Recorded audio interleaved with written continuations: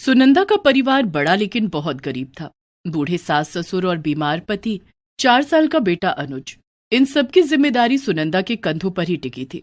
सुनंदा बहुत मेहनत से काम करती, लेकिन फिर भी उसे गुजारे के लायक भी पैसे नहीं मिलते थे। फिर एक दिन सुनंदा को मोमोज बनाने का मौका मिला। उसके बाद सुनंदा की जिंदगी ही बदल गई। सुनंदा, घर की साफ सफाई हो गई हो तो बाथरूम में रखे गंदे कपड़े धो देना, और हाँ, जाने से पहले मेरे बालों में तेल लगाकर मसाज कर देना। उफ, आज सिर में बहुत दर्द है। आहा, पूरे हफ्ते ऑफिस में काम करके बहुत थक जाती हूँ। जी मालकिन। सुनंदा अपने काम में लग जाती है। घर के सारे काम निपटाकर मालकिन के बालों में तेल लगाकर फिर अपने घर की ओर निकल पड़ती है। सुनंदा का पति विमल एक फैक्ट्री में गार्ड का काम करता था। उसकी हमेशा नाइट ड्यूटी रहती थी। एक रात वो काम पर जा रहा था कि रास्ते में एक तेज रफ्तार गाड़ी ने उसे टक्कर मार दी। इस हादसे में विमल का एक पैर फ्रैक्चर हो गया था, जिस कारण विमल अब काम पर नहीं जा सकता था। विमल की यह हालत देखकर फैक्ट्री के मालिक ने उसे बगैर तनख्वाह के हमेशा के लिए छुट्टी पर भेज दिया। आप फिक्र मत कीजिए अनुज के बाबा, ऊपर वाला एक रास्ता बंद करता है तो दूसरा खोल देता है। पड़ोस की कमला बता रही थी कि वो जिस घर में खाना बनाती है वहां झाड़ू पोछा और कपड़े धोने के लिए काम वाली चाहिए। मैं वहां काम कर लूंगी, कम से कम हमारा गुजारा तो चल जाएगा। मुझे माफ कर दो सुनंदा, मेरी वजह से आज तुम्हें दूसरों के घरों में काम करना पड़ रहा है। ये आप क्या कह रहे हैं? जिंदगी में उतार चढ़ाव तो आते ही रहते हैं। वक्त ही तो है, गुजर जाएगा। मेरा दिल कहता है कि हमारे अच्छे दिन जल्दी आएंगे। सुनंदा बहुत जीवट थी। वो हर हाल में खुश रहना और मुसीबतों से लड़ना जानती थी। सुनंदा के सास ससुर भी उससे बहुत खुश रहते थे। सुनंदा बहू, कल से काम पर जाए करेगी तो घर के काम मैं संभाल लूंगी। तू घर की बिल्कुल भी फिक्र मत करना। हाँ सुनंदा बहू, तू खूब मेहनत से काम करना। जी माँ जी, आपके और बाबूजी के आशीर्वाद से मैं बहुत जल्दी दूसरे घरों में भी काम पकड़ लूंगी। दूसरे दिन सुनंदा कमला के साथ काम पर गई। क्या नाम है तुम्हारा? सुनंदा। देखो सुनंदा, घर की साफ सफाई, झाड़ू पोछा, बर्तन, कपड़े, ये सब करने होंगे। इसके लिए मैं तुम्हें 4,000 रुपए दूंगी। जी मालकिन, मैं कर लूंगी। तो ठीक है, कल से काम पर आ जाना। दूसरे दिन से सुनंदा अमिता के घर पर काम करने लगी। अमिता बदले में उसे 4,000 रुपए देती। इतने कम पैसों में सुनंदा और उसके परिवार का गुजारा बस इतना ही हो रहा था कि उन्हें 2 वक्त की रोटी मिल जाती थी। सुनंदा अमिता के घर के सारे काम करती। कभी कभी कमला काम पर नहीं आती तो सुनंदा खाना भी बना दिया करती। अरे वाह सुनंदा, तुम तो खाना भी बहुत बढ़िया बनाती हो। जी मालकिन, मुझे सब कुछ बनाना आता है। इडली, डोसा, छोले भटूरे, नूडल्स। धीरे धीरे दिन बीत रहे थे। एक दिन अमिता के घर पर किटी पार्टी थी, जिसमें उसकी कुछ सहेलियां आने वाली थीं। अमिता के घर के पास एक बहुत ही नामी रेस्टोरेंट था जिसका नाम गोपाल रेस्टोरेंट था। वहां के मोमोज बहुत ही मशहूर थे। अमिता की सहेलियों ने पार्टी में गोपाल रेस्टोरेंट के मोमोज मंगवाने के लिए कहा, लेकिन किटी पार्टी वाले दिन जब अमिता ने मोमोज मंगवाने के लिए रेस्टोरेंट में फोन किया तो उस दिन रेस्टोरेंट बंद था। ओफो, ये रेस्टोरेंट को भी आज ही बंद होना था। अब मैं क्या करूं? तभी अमिता की नजर सुनंदा पर पड़ी। सुनंदा, क्यों ना आज मेरी सहेलियों के लिए तुम मोमोज बना दो, तुम तो अच्छा खाना बनाती हो। लेकिन मालकिन, मैंने कभी मोमोज नहीं बनाए हैं। अरे यूट्यूब पर मोमोज बनाने की रेसिपी देखकर मोमोज बना दो। ठीक है मालकिन। अमिता ने मोमोज बनाने के लिए सामान मंगवाए और यूट्यूब पर मोमोज बनाने की रेसिपी प्ले कर दिया, जिसे देखकर सुनंदा मोमोज बनाने लगी। इसी तरह सुनंदा ने वेज मोमोज, पनीर मोमोज, फ्राई मोमोज बनाकर तैयार कर लिए। जब किटी पार्टी शुरू हुई और अमिता की सहेलियों ने मोमोज खाना शुरू किया, यम्मी, कितने टेस्टी मोमोज है। गोपाल रेस्टोरेंट के मोमोज का कोई जवाब नहीं। ये मोमोज गोपाल रेस्टोरेंट के नहीं है, फिर कहां से मंगवाए हैं? मंगवाए नहीं है, ये मोमोज सुनंदा ने बनाए हैं। अच्छा, बड़े टेस्टी मोमोज बनाए हैं यार। ऐसा लग रहा है जैसे किसी महंगे रेस्टोरेंट से मंगवाए हो। हाँ यार, कमाल के मोमोज हैं। अमिता की सारी सहेलियां मोमोज की बहुत तारीफ करने लगी और मांग मांग कर मोमोज खाने लगी, यहाँ तक कि मोमोज कम पड़ गए। उस दिन घर आकर सुनंदा ने ये बात सबको बताई। हमें तो पहले से ही पता था कि तू बहुत हुनरमंद है, जो भी काम करती है उसमें जान डाल देती है। तूने बहुत मेहनत और लगन से मोमोज बनाए होंगे, इसलिए तेरे हाथों से बने मोमोज इतने स्वादिष्ट बने थे। हाँ सुनंदा बहू, कभी हमें भी अपने हाथ के बने मोमोज खिलाओ। हाँ बाबूजी, मैं कल ही आप सबके लिए मोमोज बना दूंगी। दूसरे दिन सुनंदा ने अपने घर में मोमोज बनाए और सबको खिलाए। मम्मी, और मोमोज दो ना, ये मोमोज तो बहुत अच्छे हैं, इन्हें खाने में बड़ा मजा आ रहा है। हाँ सुनंदा, ऐसा लग रहा है जैसे किसी बड़े शेफ ने ये मोमोज बनाए हों। मैं तो कहती हूँ ये दूसरों के घरों का काम छोड़कर तू मोमोज बनाकर बेचना शुरू कर दे। लेकिन मोमोज बनाने के लिए ढेर सारी सामग्री खरीदनी होगी, उसके लिए पैसे कहाँ से आएंगे? अब मैंने कुछ पैसे बचा कर रखे हैं, उन्हीं पैसों से मोमोज बनाने का काम शुरू करूंगी। सुनंदा ने अपने जोड़े हुए पैसे निकाल कर देखे तो वो सिर्फ 2,000 ही थे, जिसे देखकर वो उदास हो गई।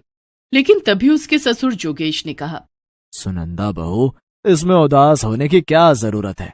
किसी काम की शुरुआत कम पैसों से ही की जाती है। आप ठीक कह रहे बाबूजी, मैं इस काम की शुरुआत 2,000 रुपए से ही करूंगी।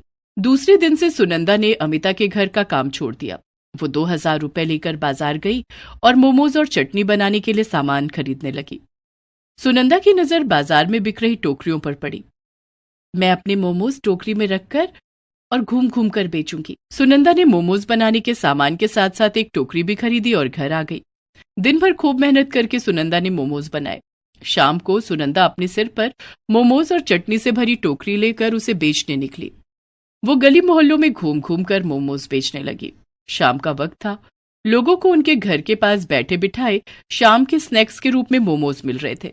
लोगों ने सुनंदा से उसके मोमोज खरीदने शुरू कर दिए। मुझे 1 प्लेट पनीर मोमोज और सफेद वाली चटनी दे दो। ये लीजिए मैडम। कितने पैसे हुए? 20 रुपए मैडम। धीरे धीरे सुनंदा के पास लोगों की भीड़ लगने लगी। लोग सुनंदा से उसके मोमोज खरीदकर खाने लगे। लोगों को सुनंदा के हाथ के बने मोमोज बहुत पसंद आ रहे थे। अरे वाह, बड़े स्वादिष्ट मोमोज हैं। ऐसा लग रहा है जैसे किसी बड़े रेस्टोरेंट में बने हैं या किसी शेफ ने बनाए हैं।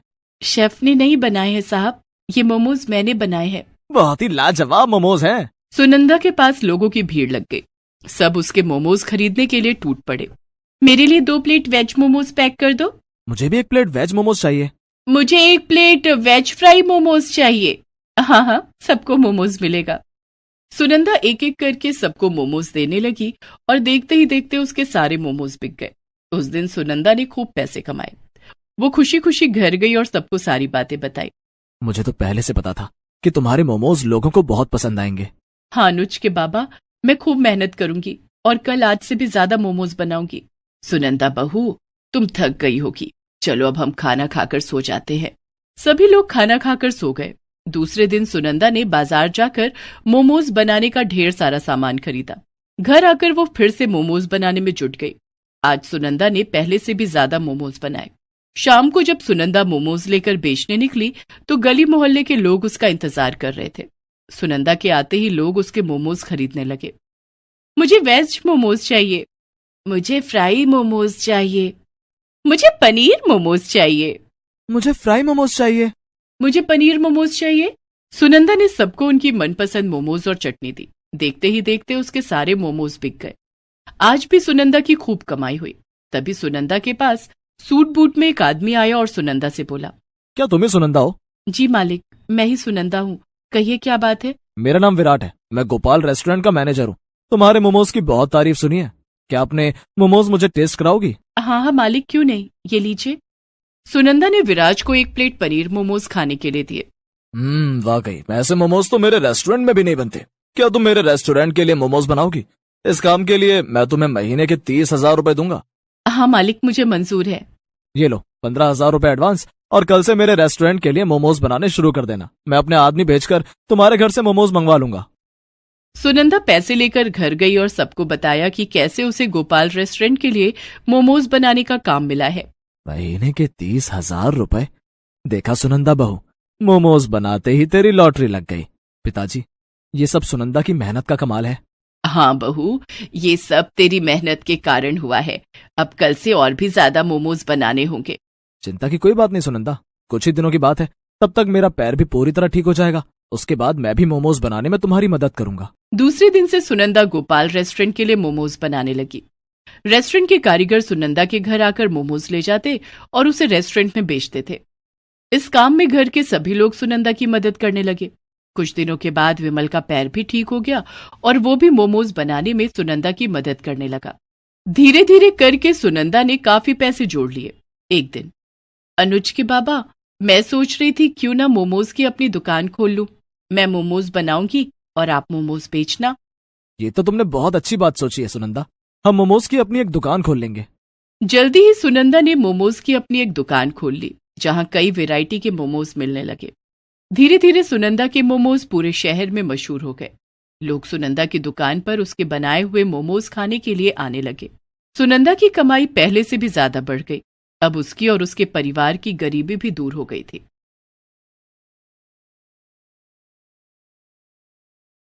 सुनीता कई सालों से सब्जी बेचने का काम कर रही थी, लेकिन इस काम से उसका और उसकी 7 साल की बेटी पिंकी का गुजारा नहीं हो पा रहा था। सुनीता के पति किशोर की मौत 4 साल पहले एक सड़क हादसे में हो गई। ससुराल वालों ने तो किशोर की मौत के साथ ही उससे मुंह मोड़ लिया था, और अब मायके वाले भी साथ छोड़ रहे थे।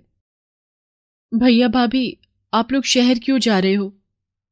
क्यों ना जाएं हम शहर? यहाँ गांव की जिंदगी में रखा क्या है सिवाय जिम्मेदारियों के? सुनीता समझ गई थी कि उसकी भाभी का इशारा उसकी तरफ ही था। दरअसल उसका भाई सुरेश और भाभी कामिनी उसके घर से थोड़ी ही दूर रहते थे। सुरेश एक ढाबा चलाता था जो काफी अच्छा चल रहा था, इसलिए वो कभी कभी सुनीता की कुछ मदद कर दिया करता था।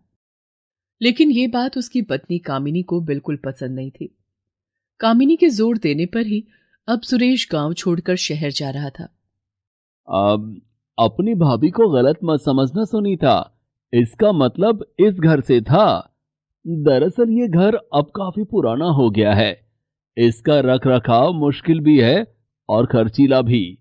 और फिर बच्चों के भविष्य के बारे में भी तो सोचना है ना। शहर में रहेंगे तो बच्चे भी अच्छे स्कूल में पढ़ सकेंगे। लेकिन तू फिक्र मत करना, मैं गांव छोड़कर जा रहा हूं, तुझे और पिंकी को नहीं। मैं तुम लोगों से मिलने आता रहूंगा। सुरेश की बात सुनकर कामिनी को गुस्सा आ जाता है। वो एक बार फिर सुनीता को सुनाते हुए कहती है, हाँ हाँ, सबका ठेका तो तुम्ही ने लेकर रखा है ना। इतना कहकर कामिनी वहां से चली जाती है। सुनीता अपनी आंखों को पोंछते हुए सुरेश से कहती है, कोई बात नहीं भैया, आप हमारी फिक्र मत करना। भाभी और बच्चों का ख्याल रखना और खूब तरक्की करना। मेरी भगवान से बस यही प्रार्थना है। सुरेश सुनीता की मदद करना चाहता था, लेकिन इसकी वजह से वो अपने घर में कलेश भी नहीं चाहता था। उसने कई बार कामिनी को समझाकर देख लिया था, लेकिन वो बदलने को तैयार नहीं थी। उसने जाने से पहले कुछ पैसे सुनीता के हाथों में रख दिए। नहीं भैया, रहने दो, इसकी जरूरत नहीं है। सुरेश सुनीता को चुप रहने का इशारा करता है, लेकिन तभी वहां कामिनी एक पुराना संदूक लेकर आ जाती है। ले लो, बस ये आखिरी बारी है। इसके बाद कुछ नहीं हो पाएगा, क्योंकि शहर में बहुत खर्चे होंगे हमारे भी। और सुनो, जाते हुए ये माँ जी का पुराना संदूक और ये कुछ कपड़े भी लेती जाना, कब से ऐसे ही पड़े हैं। अब ये सब मैं शहर लेकर तो जाऊंगी नहीं, तो तुम ही ले जाना ये सब। कामिनी उस संदूक को और पुराने कपड़ों को जमीन पर डाल देती है, मानो किसी नौकर को दे रही हो। लेकिन फिर भी सुनीता इस बात का बुरा नहीं मानती। वो फौरन जाकर अपनी माँ के कपड़ों को उठा लेती है और रोते हुए कहती है, हाँ भाभी, ये सब मेरे बहुत काम के हैं। इन्हें छूकर ऐसा लगेगा जैसे माँ मेरे साथ है। सुनीता की बात सुनकर कामिनी हंसती हुई वहां से चली जाती है। फिर सुनीता वो सारा सामान और सुरेश के दिए हुए पैसे लेकर वापस अपने घर आ जाती है। तब उसकी बेटी पिंकी उससे कहती है, माँ, ये नानी का संदूक है क्या? इसे खोलो ना, मुझे देखना है कि इसमें क्या है। हो सकता है मेरे लिए कोई खिलौना ही मिल जाए। सुनीता मुस्कुराकर पिंकी के सिर पर हाथ फेरती है और फिर दोनों मिलकर उस संदूक को खोलते हैं। उस संदूक के अंदर काफी कुछ था, लेकिन सब पर बहुत धूल चढ़ी हुई थी। सुनीता एक एक करके सारा सामान बाहर निकालकर उसे साफ करने लगती है। तभी अचानक उसके हाथ अपनी माँ की पुरानी डायरी लगती है। अरे, ये तो माँ की डायरी है। मुझे याद है, इसमें तो माँ ने सब कुछ लिखा था। नानी ने क्या लिखा था इसमें? माँ, मुझे भी दिखाओ ना। बेटा, मेरे बाबा यानी तुम्हारे नाना जी का इस गांव में बहुत बड़ा ढाबा था। माँ और बाबा मिलकर उसे चलाते थे। अच्छा, और अब मामा जी उसे चलाते हैं? अब मेरा मतलब है चलाते थे। अब तो वो शहर जा रहे हैं ना? हाँ बेटा, तुम्हें पता है तुम्हारी नानी बहुत ही बढ़िया पाव भाजी बनाती थी। मुझे आज भी याद है, जब भी वो पाव भाजी बनाती थी, सारा गांव उसकी खुशबू से खींचा चला आता था। माँ अपनी पाव भाजी को नए नए तरीकों से बनाती थी और फिर सब कुछ अपनी इस डायरी में लिख कर रख लेती थी। अच्छा, तो माँ, तुमने नानी से क्यों नहीं सीखा पाव भाजी बनाना? पिंकी की बात सुनकर सुनीता उदास हो जाती है। दरअसल सुनीता को बचपन में खाना बनाने का बिल्कुल भी शौक नहीं था। उसकी माँ जब उसे मदद के लिए बुलाती, वो कोई ना कोई बहाना बनाकर वहां से गायब हो जाती। अरे ओ सुनीता, कब से बुला रही हूं, आती क्यों नहीं? आ जरा, ये भाजी का मसाला पीस दे जरा, तब तक मैं पाव देख लेती हूँ। नहीं माँ, मुझे मुझे तो बाहर खेलने जाना है, मैं जा रही हूँ। हे भगवान, कैसी लड़की है! कितनी कोशिश करती हूं कि थोड़ा बहुत काम सीख ले, लेकिन इसका तो मन ही नहीं लगता। चलो कोई बात नहीं, इस डायरी में सब कुछ लिखा तो है मैंने, जब बड़ी हो जाएगी तो खुद ब खुद सीख लेगी। क्या हुआ माँ, कुछ तो बोलो। हाँ, मैं अब बनाऊंगी बेटा, पाव भाजी बनाऊंगी मैं, बिल्कुल अपनी माँ जैसी।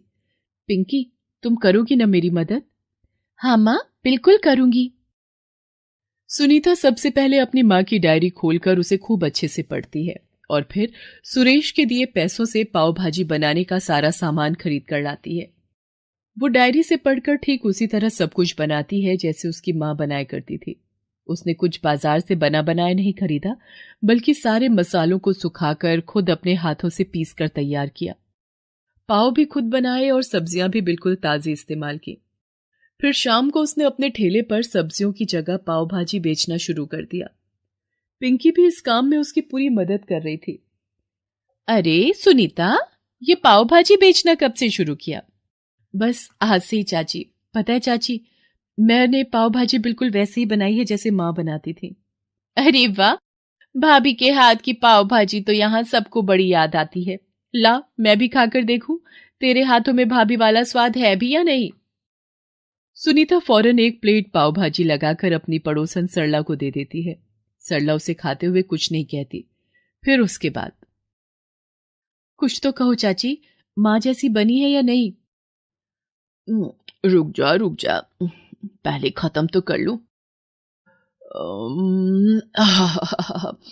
भाई मजा आ गया सच में सुनीता, तूने बिल्कुल भाभी जैसी पाव भाजी बनाई है।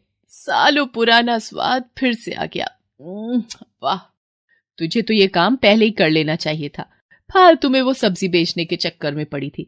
चल ऐसा कर, 4-5, तू ऐसा कर पूरी 6 प्लेट पैक कर दे, घर में सबकी तबीयत खुश हो जाएगी तेरी पाव भाजी खाकर। सरला से अपनी पाव भाजी की इतनी तारीफ सुनकर सुनीता बहुत खुश हो जाती है और फटाफट उसे पाव भाजी पैक करके दे देती है। धीरे धीरे सुनीता के पास और भी ग्राहक आने लगे और सिर्फ 2 घंटों के अंदर ही सुनीता की सारी पाव भाजी बिक गई। माँ, ये तो कमाल हो गया। जब हम सब्जी बेचते थे तो हफ्ते भर में भी ठेला खाली नहीं होता था, और अब देखो 2 घंटों में ही सब कुछ खत्म हो गया। हाँ पिंकी, ये सब मेरी माँ का कमाल है। चलो अंदर चलते हैं और कल के लिए तैयारियां करते हैं। सुनीता और पिंकी मिलकर पाव भाजी बनाने लगे और धीरे धीरे सारा गांव उनका ग्राहक बन गया। शाम होते ही उसके ठेले पर भीड़ लगनी शुरू हो जाती है और कुछ ही घंटों में सब कुछ बिक जाता था। ऐसे ही कुछ साल बीत गए। अब सुनीता को किसी बात की चिंता नहीं थी। सुनीता के ठेले की जगह अब गांव में एक बड़ी पाव भाजी की दुकान थी, जैसे कभी उसके माता पिता की हुआ करती थी। इतना सब होने के बाद भी सुनीता ने मेहनत करना नहीं छोड़ा, बल्कि अब वो वक्त के साथ अपनी पाव भाजी में कई बदलाव भी करने लगी थी, जिन्हें भी लोग खूब पसंद कर रहे थे। अरे वाह आंटी, आपकी भाजी में तो बिल्कुल पिज्जा जैसा स्वाद आ रहा है। ऐसा कैसे किया आपने? मैंने अपनी भाजी में चीज भी डाला है। पिछली बार तुमने कहा था ना कि तुम्हें और तुम्हारे दोस्तों को पिज्जा बहुत पसंद है, बस इसीलिए। अरे वाह आंटी, मैं अभी जाके अपने सारे दोस्तों को बुला कर लाता हूँ। वो सब भी आपकी पाव भाजी खाकर बहुत खुश हो जाएंगे। इसी तरह सुनीता दिन दूनी रात चौगुनी तरक्की करने लगी। यहां तक कि अब तो उसका इतना नाम हो गया था कि उसे शहर की पार्टियों के लिए भी ऑर्डर मिलने लगे थे। हाँ, ये ठीक है। तुम ऐसा करो, जाकर सारी सब्जियां उठा लाओ, तब तक मैं भाजी बनाना शुरू करती हूँ। अरे भाभी, आप कहाँ परेशान होगी, हम सब मिलकर कर लेंगे सब कुछ। आप आराम कीजिए। नहीं बिरजू भैया, बनाऊंगी तो मैं खुद ही, जैसे हमेशा मेरी माँ बनाती थी। आप मेरी मदद कर रहे हैं, यही काफी है। सुनीता शहर में हो रही एक बड़ी पार्टी के लिए पाव भाजी बना रही थी। उस पार्टी में सुरेश और कामिनी भी आए हुए थे। सुरेश ने जैसे ही सुनीता के हाथों की बनी पाव भाजी चखी तो वो उस स्वाद को तुरंत पहचान गया। राकेश, ये पाव भाजी किसने बनाई है? मुझे अभी मिलना है उससे। अरे बड़ी मशहूर कैटरर है, पास के ही गांव में रहती है, लेकिन फिर भी उसके ऑर्डर की बुकिंग बड़ी मुश्किल से मिलती है। अच्छा, फिर तो बंटी के बर्थडे के लिए अभी से इस कैटरर को बुक कर लेते हैं। जल्दी चलिए जी। सुरेश का दोस्त उसे और कामिनी को लेकर सुनीता के पास जाता है। वहां सुनीता को पाव भाजी बनाते देखकर सुरेश और कामिनी दोनों चौंक जाते हैं। सुनीता, मेरी बहन, तभी मैं सोचूं कि माँ के हाथों का स्वाद यहाँ किसके हाथों में आ गया। मुझे माफ कर दे मेरी बहन, मैं तुझे वहां गांव में बेसहारा छोड़कर आ गया। सच में बहुत बड़ी गलती हो गई मुझसे। माँ मुझे कभी माफ नहीं करेंगी। नहीं भैया, अगर मैं अकेली नहीं पढ़ती तो माँ का साथ मुझे कैसे मिलता। ये देखिए, ये माँ की डायरी है, मुझे माँ के संदूक से मिली, इसी के सहारे मैंने ये काम शुरू किया। सुरेश के साथ साथ कामिनी भी शर्मिंदा थी। दूसरी तरफ सुनीता आत्मविश्वास से भरी हुई थी, क्योंकि अब वो गांव की बेसहारा गरीब सुनीता नहीं थी, बल्कि मशहूर केटर्स की मालकिन सुनीता मैडम बन गई थी। Please subscribe this channel. Please subscribe this channel.